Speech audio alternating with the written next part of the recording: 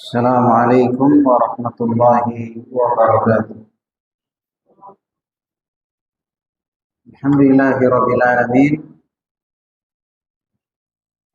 Wassalatu wassalamu ala Rasulillah wa ala alihi wa sahbihi wa mawala amma ba'd.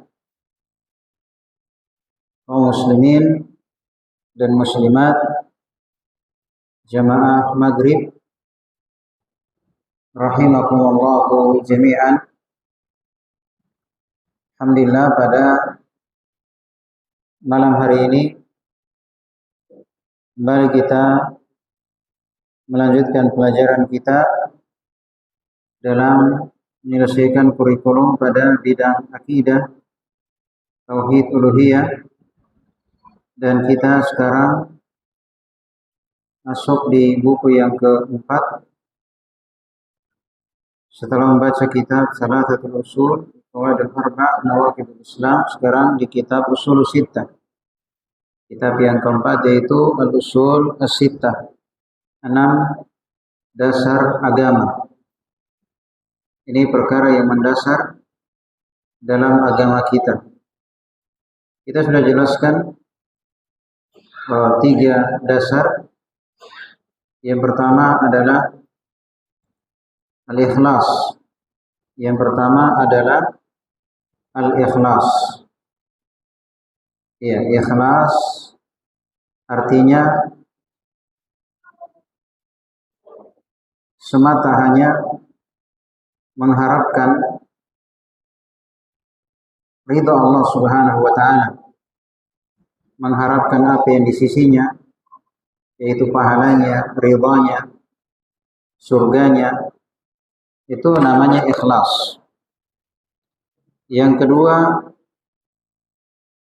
ikhlas adalah memurnikan ibadah seluruhnya hanya kepada Allah Subhanahu wa taala. Baik itu ibadah hati, ibadah lisan, ibadah badan, ibadah harta. Kita murnikan hanya kepada Allah Subhanahu wa taala. Karena kenapa? Karena kalau tidak ikhlas, berarti ibadah kita tidak diterima oleh Allah. Karena syarat diterimanya ibadah itu dengan 2 syarat. Ini syarat yang pertama, yaitu ikhlas. Ya, ikhlas semata karena Allah Subhanahu wa taala. Adapun ada niat dunia, misalnya puasa bikin sehat, sedekah bikin kaya, menyambung silaturahim bikin panjang umur, sholat duha bikin rezeki lapang, maka itu kalau dia puasa motivasinya atau semangatnya karena mengharapkan akhirat, kebetulan ada manfaat dunia, dia ikutkan, makanya tidak ada masalah. Karena hanya sampingan, artinya cuma diikutkan, bukan menjadi motivasi, menjadi penggerak utama dalam melaksanakan ibadah. Tapi kalau dia melaksanakannya, misalnya dia puasa, memang motivasinya sehat, sedekah biar kaya, sholat duha biar lapang rezeki, ya, menyambung silaturahim biar panjang umur, memang tidak ada semangat terhadap akhirat, tapi semangatnya adalah dunia. Semangatnya adalah dunia. Maka ini tentunya dilarang, karena ini bukanlah dari keikhlasan.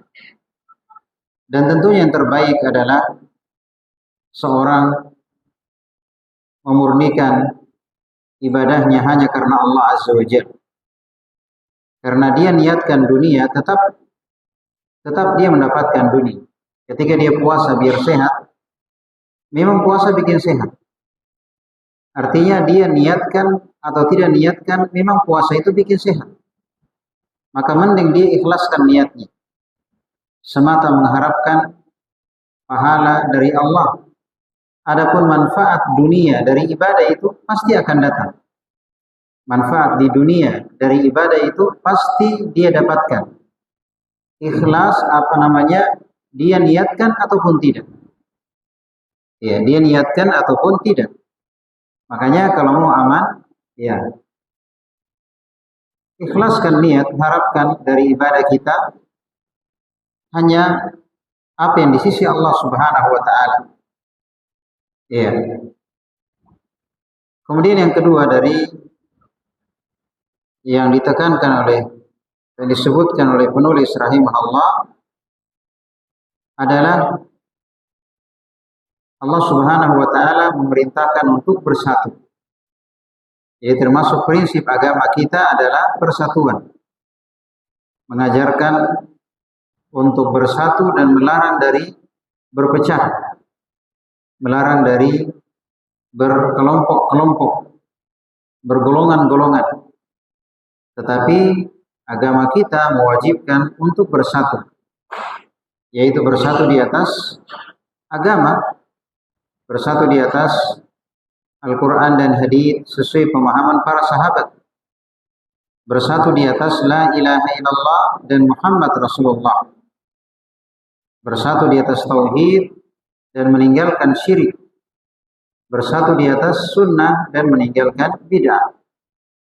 Dan itulah lambang persatuan kaum muslimin dari suku manapun, dari bangsa manapun, dari negara manapun.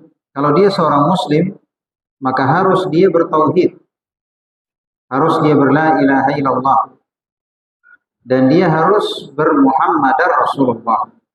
Dia harus bertauhid, artinya memurnikan ibadahnya hanya kepada Allah, dan dia harus mengikuti Rasulullah Sallallahu Alaihi Wasallam dalam beribadah. Itulah persatuan kaum muslimin. Tidak dibenarkan keluar dari tauhid dan tidak dibenarkan keluar dari tuntunan Rasulullah Sallallahu Alaihi Wasallam. Makanya ini merupakan landasan persatuan kaum muslimin. Mau dia muslim dari Indonesia atau dari Timur Tengah, ya, maka semuanya wajib bersatu di atas la ilaha illallah dan Muhammadar Rasulullah. Kemudian yang ketiga dari apa yang telah kita bahas adalah sebagai kesempurnaan persatuan adalah mendengar dan taat kepada pemerintah. Ya, termasuk prinsip yang mendasar dalam agama adalah mendengar dan taat kepada pemerintah. Tentunya dalam perkara yang baik, dalam perkara yang bukan maksiat. Kalau misalnya pemerintah memerintahkan kepada maksiat, maka tidak boleh kita mendengar dan tidak boleh kita taat. Karena kata Nabi Shallallahu Alaihi Wasallam, la ta'ata li makhluqin fi ma'siyatil khaliq. Tidak ada ketaatan kepada makhluk dalam rangka bermaksiat kepada Al-Khaliq, Allah yang Maha Pencipta. Jadi ketaatan itu hanya dalam perkara yang bukan maksiat. Tapi bukan artinya kalau pemerintah memerintahkan kita kepada dosa, kita melawan, kita ribut, ya kita keluar dari ketaatan, tidak. Tapi kita sabar. Kalau memang ada yang bisa menyampaikan nasihat, maka sampaikan dengan cara yang tertutup, dengan cara yang rahasia. Ya, dengan cara yang rahasia, artinya sampaikan ya empat mata kepada pemerintah. Ya, kepada pemerintah. Ya lewat misalnya jalur-jalur yang bisa menyampaikan kepada pemerintah. Juga termasuk bentuk ketaatan kita kepada mereka adalah kita mendoakan pemerintah dengan kebaikan. Karena kebaikan pemerintah maka itu adalah kebaikan bagi rakyat. Kalau kita doakan kejelekan, maka kejelekan pemerintah itu akibatnya juga kejelekan bagi rakyat.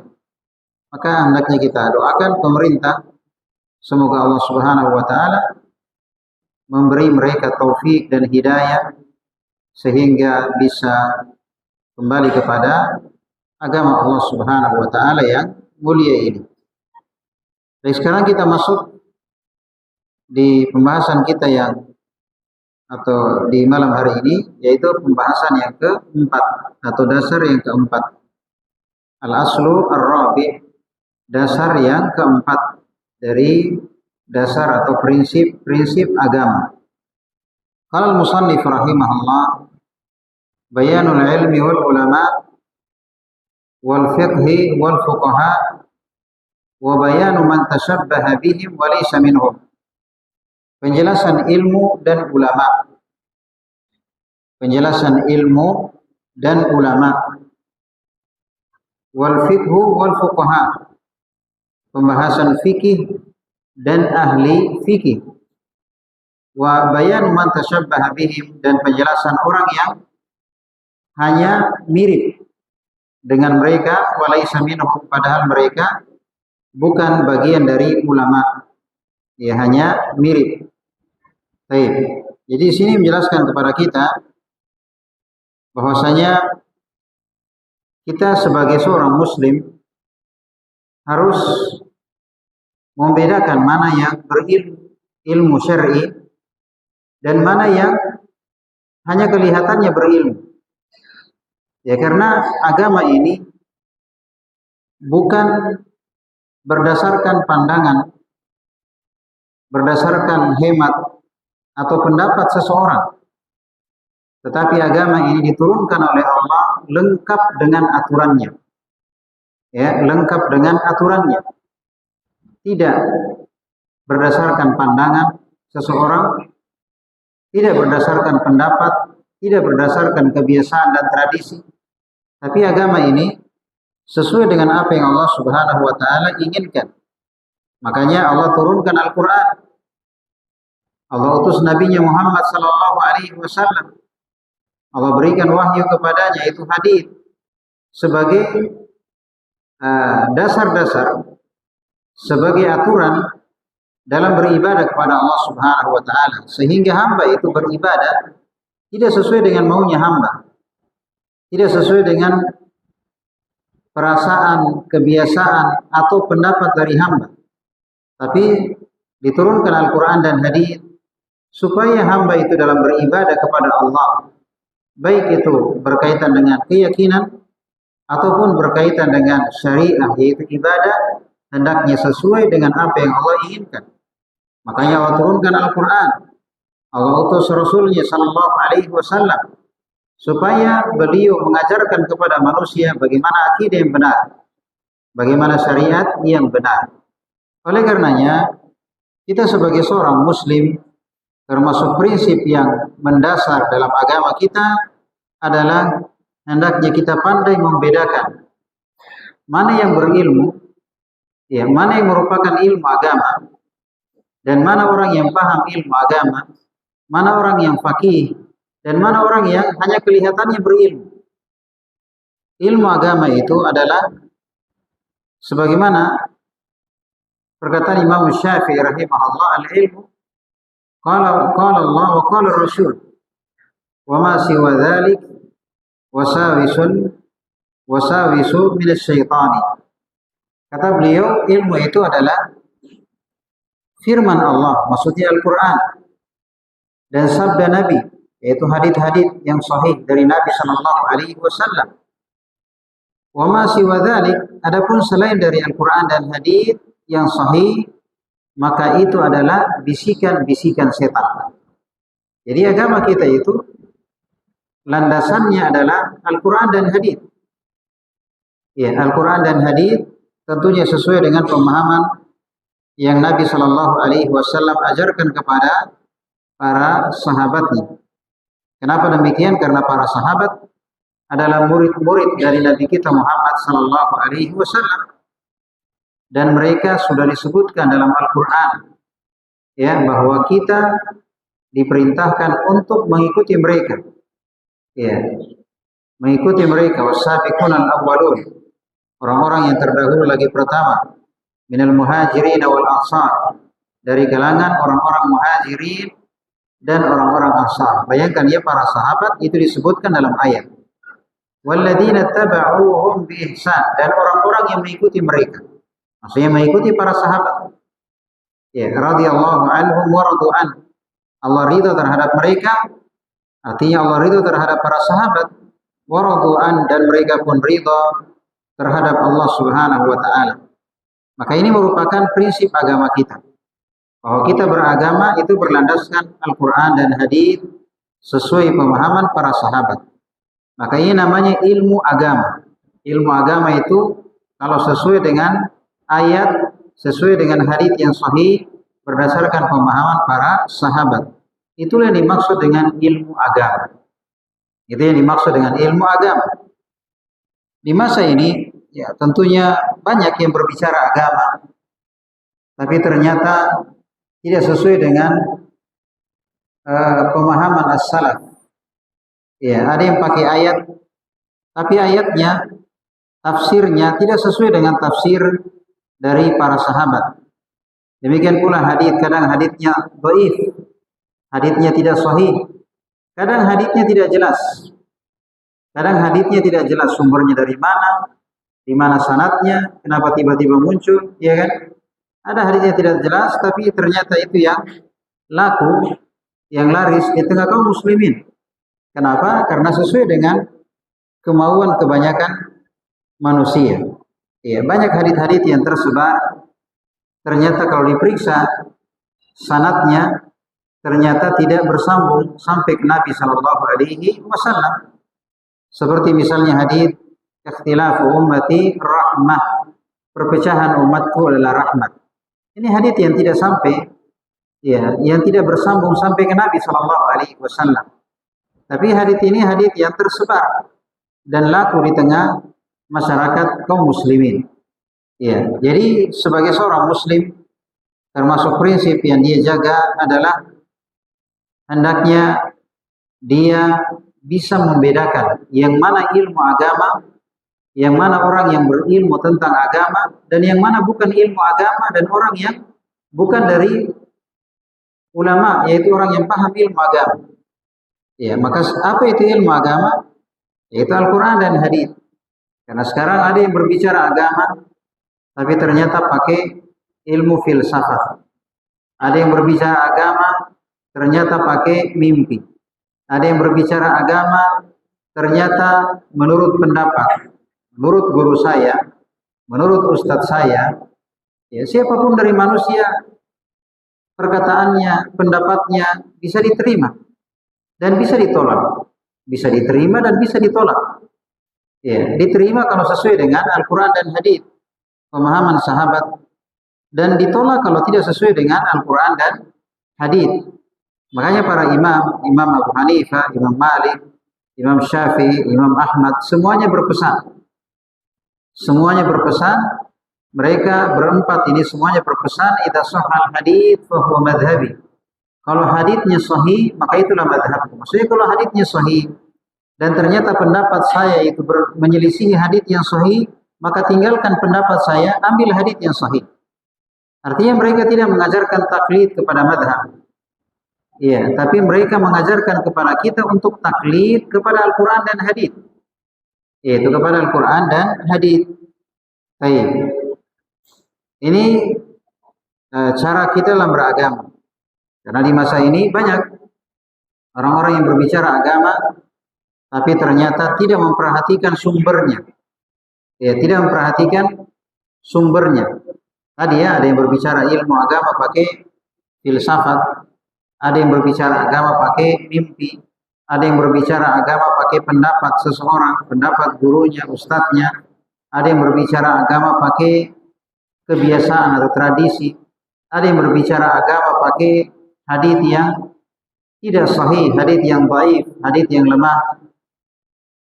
Ada yang berbicara agama, ya, pakai apa namanya, istilahnya mengikuti nenek moyang atau mengikuti kebiasaan. Ya, artinya Di zaman sekarang ini, ya banyak yang berbicara agama, tapi tidak memperhatikan bagaimana rujukan atau landasan dari perkataan atau penjelasan tersebut. Ya maka kita sebagai seorang muslim dalam asal yang keempat ini menjelaskan kepada kita prinsip dalam beragama, bahwasanya kita hendaknya membedakan yang mana ilmu agama dan yang mana bukan dari ilmu agama. Yang mana orang yang paham ilmu agama dan mana yang tidak paham tentang ilmu agama. Iya.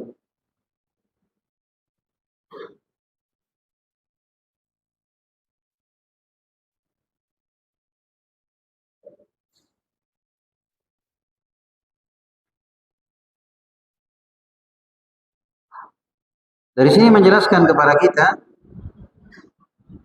akan pentingnya mempelajari ilmu agama. Maksudnya mempelajari Al-Quran dan hadis sesuai pemahaman para sahabat. Ini perkara yang penting.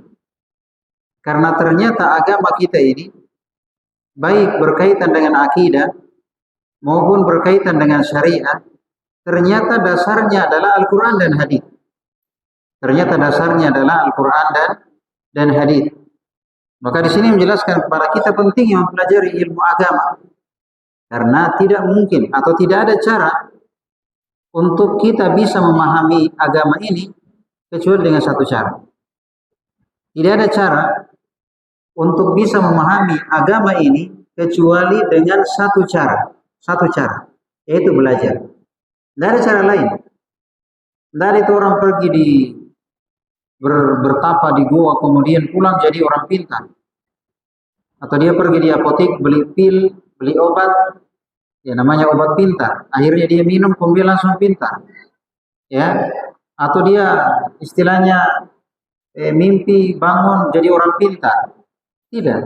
Artinya seorang itu dia bisa memahami agamanya hanya dengan satu cara, yaitu mempelajari agamanya.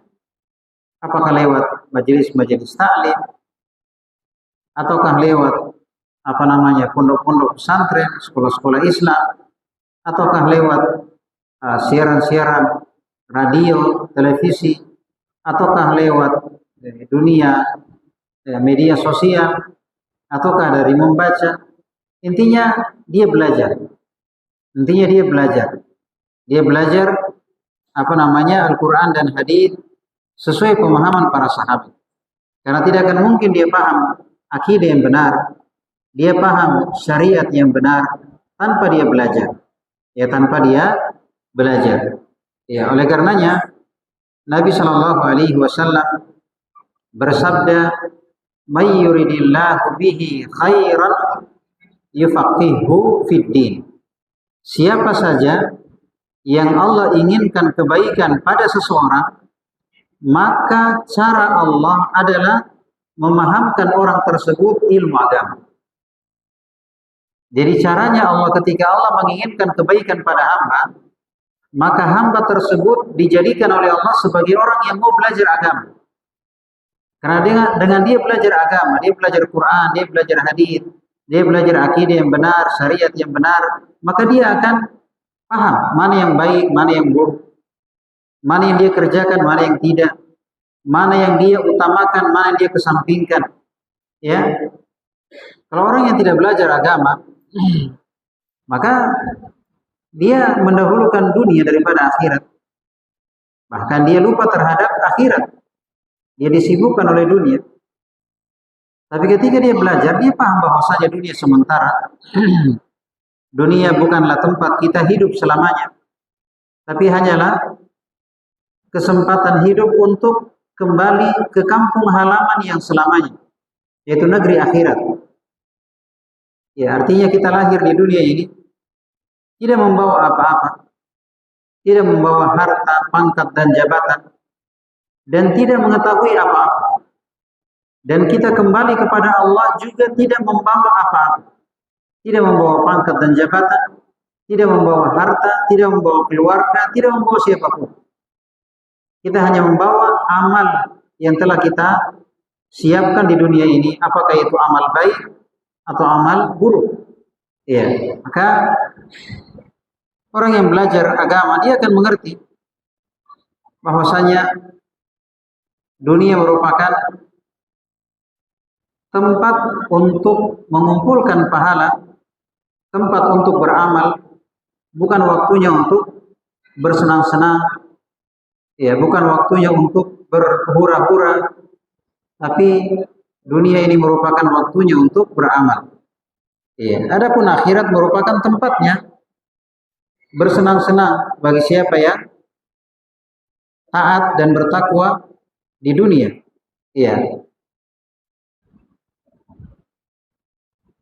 Dan Nabi Shallallahu Alaihi Wasallam bersabda, "Man salaka tariqan yaltamisu fihi ilman, sahhalallahu lahu bihi tariqan ilal jannah." Siapa yang berusaha menuntut ilmu agama. Jadi siapa yang punya usaha, punya semangat untuk mempelajari ilmu agama, sahhalallahu lahu bihi tariqan ilal jannah, maka Allah mudahkan baginya jalan menuju surga. Alhamdulillah, apa yang kita lakukan ini termasuk upaya, termasuk usaha agar kita mempelajari ilmu agama.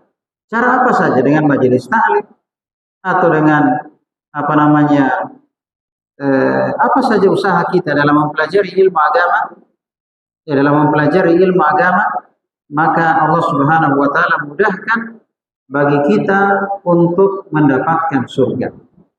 Karena hanya dengan belajar kita paham akidah yang benar, kita paham syariat yang benar, kita paham mana jalan yang mengantarkan ke surga, sehingga bisa kita jalani. Mana jalan yang mengantarkan ke neraka, sehingga kita bisa hindari. Coba tidak kita belajar, tidak ada semangat belajar, apa yang kita pahami dari agama kita? Bahkan biar baca Quran tidak bisa. Jangankan akidah yang benar, jangankan cara sholat, cara wudhu yang benar, cara puasa yang benar, baca Quran pun kalau kita nggak belajar, kita nggak akan bisa baca Quran yang baik, ya kan?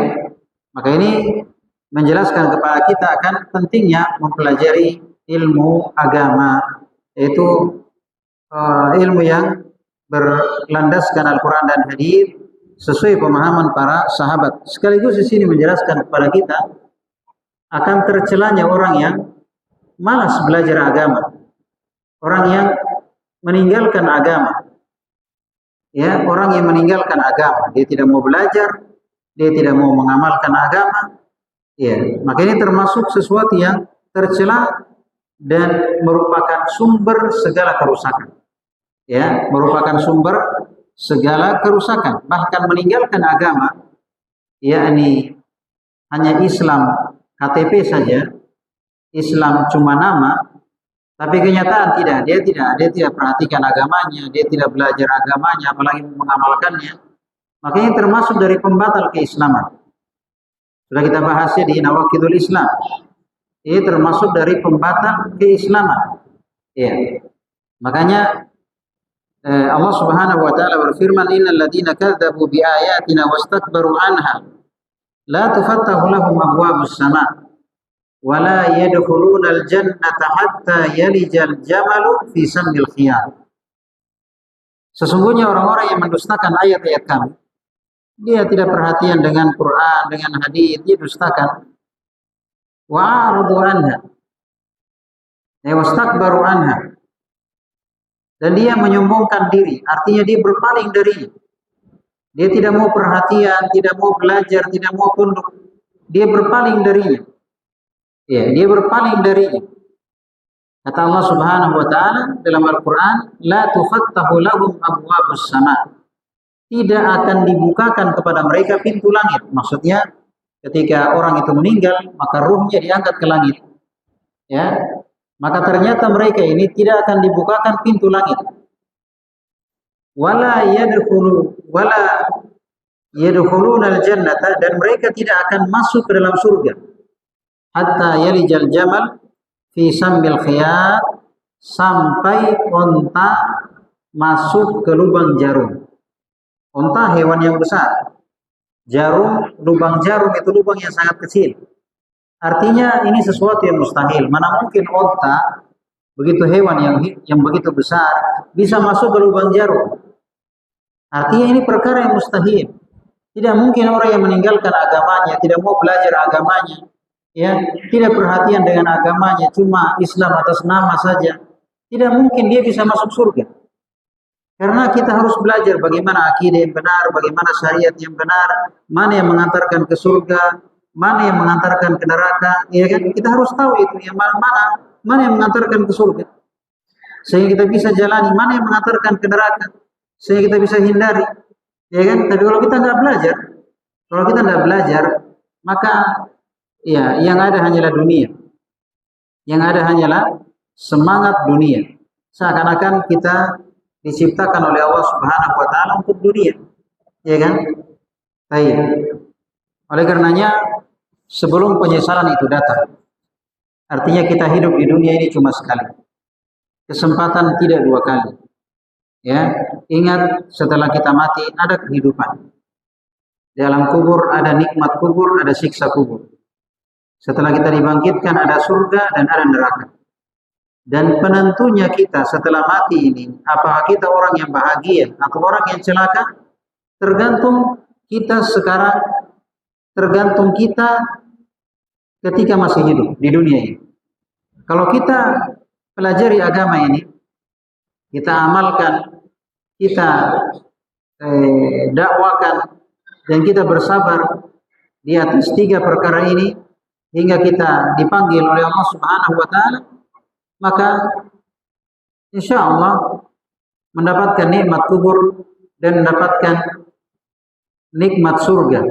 Tapi kalau di dunia kita meninggalkan agama Allah, tidak belajar Al-Quran, tidak belajar hadis, tidak belajar akidah yang benar, tidak belajar syariat yang benar, tidak perhatian dengan agama, maka ini sangat berbahaya tentunya. Terancam kita bisa saja mendapatkan siksaan di alam kubur dan mendapatkan siksaan di akhirat kelak. Oleh karenanya, ya, apalagi umur yang Allah Subhanahu wa taala berikan kepada kita di dunia ini cuma singkat saja, sekitar 60 sampai 70 tahun. Kata Nabi sallallahu alaihi wasallam, "A'maru ummati baina sittina wa sab'ina sanah wa qalilun ma yajuzu dzalik." Umur umatku berkisar antara 60 sampai 70 tahun dan sangat sedikit yang lewat dari itu. Ada yang lebih dari 70 tapi sangat sedikit. Kebanyakannya mati di bawah 70 tahun. Ya. Artinya kita sekarang bukan lagi umur 5 tahun, 10 tahun. Di antara kita ada yang umur 40 tahun, di antara kita ada yang umur 50 tahun, bahkan di antara kita ada yang 60 tahun. Maksudnya di usia senja, di penghujung usia, untuk apa lagi? Kita mau cari apa lagi? Ya kan? Kita mau cari apa lagi? Mumpung kita masih hidup, mumpung kita masih dikasih kesempatan oleh Allah Azza wa Jalla.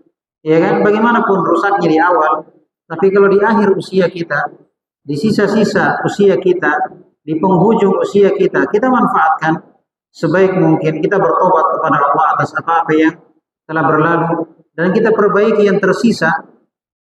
Maka yang lalu Allah hapuskan dan Allah ganti dengan kebaikan, ditambah dengan kebaikan yang dari sisa-sisa usia yang kita lakukan.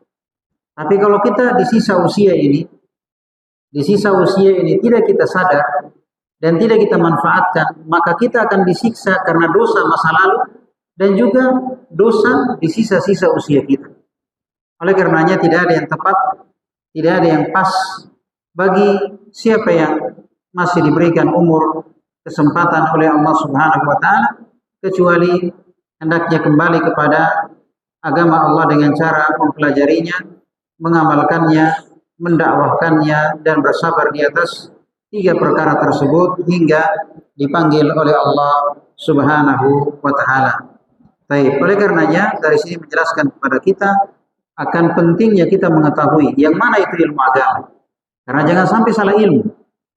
Karena banyak orang bicara agama ternyata pakai tadi ya Pak, ada yang pakai filsafat, ada yang pakai mimpi, ya, ada yang pakai tarekat, ada yang pakai